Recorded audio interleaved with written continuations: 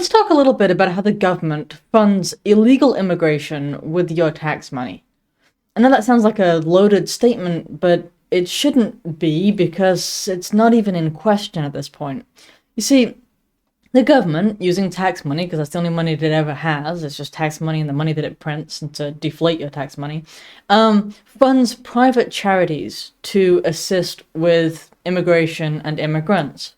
And those charities don't draw distinctions between people's immigration status. At least they don't have enough oversight to mandate that they do. And so what ends up happening is that we're encouraging, we being the government, we're encouraging the illegal immigration to take place because you get what you encourage, right? You get with what you allow, but especially what you encourage and facilitate with funds, which, I mean, so much of this is done under the auspices of morality, of helping people, but it doesn't help people to encourage them to come here and have this sort of quasi-legal but actually illegal status in which they and their family can't actually get ahead, and in which they're hurting different social safety nets that belong to other people. This isn't actually a good thing, really, however you look at it. So I think that the justifications that are in place are lousy and they fall through very quickly. But the amount of money that's been spent in this very scenario where the government is just feeding these NGOs, these non-government organizations here in the United States, and then they're just sort of distributing the funds among legal and illegal immigrants, the latter being what we should be focusing on. But complicit clergy is a group that's been trying to draw attention to this, and they provide data for the Catholic non-government organizations, the biggest of which is literally called Catholic Charities, and that's well, I mean, it's an actual, separate organization from the Catholic Church, but it does receive funding from the Catholic Church, and it receives money from the government, immense amounts of money. The Biden administration gave Catholic NGOs, again, Catholic Charities being the main one, but it gave Catholic NGOs $3 billion, if you look at this data here. You compare that to Trump's first term, his 4 years, when it was $0.8 billion. So you just see this sort of shift in priorities that took place during this administration. Obviously, the Trump gave less than the Obama term, but Biden just really ramped that up, which is what we thought was happening. But it's good to actually kind of have the data to place that in a concrete way. Now, what we're hearing that these NGOs have been doing is both, assisting with housing, assisting with food, assisting with bills, and perhaps some of the most interesting and, in some ways worst, is that they're relocating these immigrants to the location of their choice. So in a lot of these cases, they're being handed off by the Department of Homeland Security or by Border Patrol because they're overwhelmed. They're saying, here, you handle these people until they get to their court date. And what actually happens is then the organization will pay them to relocate to somewhere that's a sanctuary city, because that's where they want to go, so that there's no enforcement. And then they just won't show up at their court date, and then there they are. And then they're forever sort of bleeding upon these different private charities, which are not supposed to just be forever funding illegal immigrants who are not showing up at their court dates, are, at a time when they should be being deported, according to American law, and perhaps will never actually be fully independent financially because they can't get a job in this country because they don't have the work authorization. So the only job they could get would be illegal on the part of their employer, and they're not going to have things like health insurance. So they're going to be a constant drain on the American system, I guess you could say. There'll be a drain on ER, especially emergency rooms, because emergency rooms are forced to provide care to people who desperately need it. That's not a bad thing, but it's a bad thing if you're overwhelmed by illegal aliens who shouldn't be here and should have been deported, like, obviously. But our stopgap measure there to make sure that people get care so they're not just dying in emergency rooms because they don't have insurance, that's not a bad thing by itself. It's a merciful thing. But it can be very easily abused when you have so many people coming in and overwhelming these systems, and that's why it's not a moral choice to engage in this behavior. Similarly with school systems, you have the very same thing. Okay, well, we'll provide everyone with an education. Okay, no one wants kids to be entirely illiterate, although, granted, plenty of public schools eject kids that are illiterate by the time they're 18. But that's beside the point. Overwhelming these different systems doesn't help people. It's not. It's actually harmful. And you know, if this kid was not born in this country, I mean, I get that that's a separate issue there. But if the kid wasn't born in this country and was brought across the border, who knows what kind of violence and abuse they've been subjected to.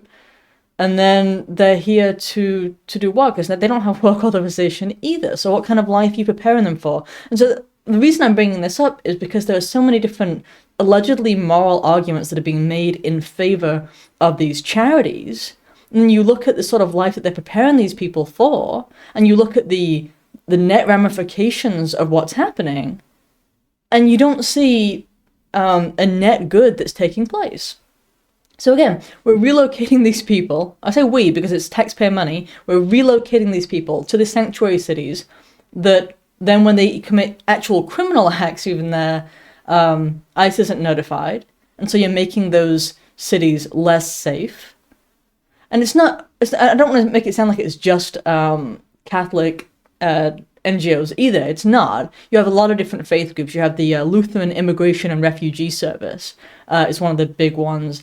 And you'll see also, if you look at their funding, dramatic increases. It was 93.1 million in 2021, and then the next year it doubled. It was 181 million.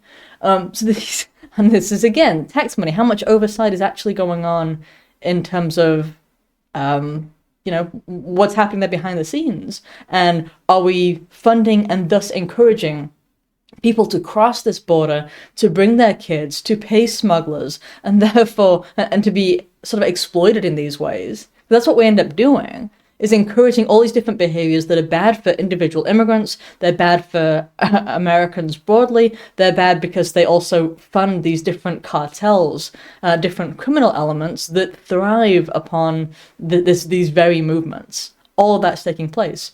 And a lot of this is taking place via the Department of Homeland Security's Shelter and Services Program, which is basically part of FEMA. And this was set up to help prevent overcrowding in short-term holding facilities. Well, why do we have so much overcrowding? Well, because we're encouraging this immigration to continue. We're not willing to build walls. We're not willing to deport. We're not actually willing to take the very basic measures to say, no, we're not just going to you can't just come into the country because you would have a better economic state in life, I suppose, and therefore use all these different utilities that Americans have paid into for generations. Because that's what you're talking about, and there's nothing moral about that. But and it also leads to this overcrowding situation in these supposedly short-term holding facilities. And so what do? They're just releasing them amongst the public when they haven't been vetted, because that's the entire purpose of the holding, is to go through that. And they haven't had their court dates yet, because they're months or even years down the line, because the immigration processing just is literally years down the line for a lot of these different visa types. And this is, again, it's not just Catholic Charities. It's the Jewish Family Network.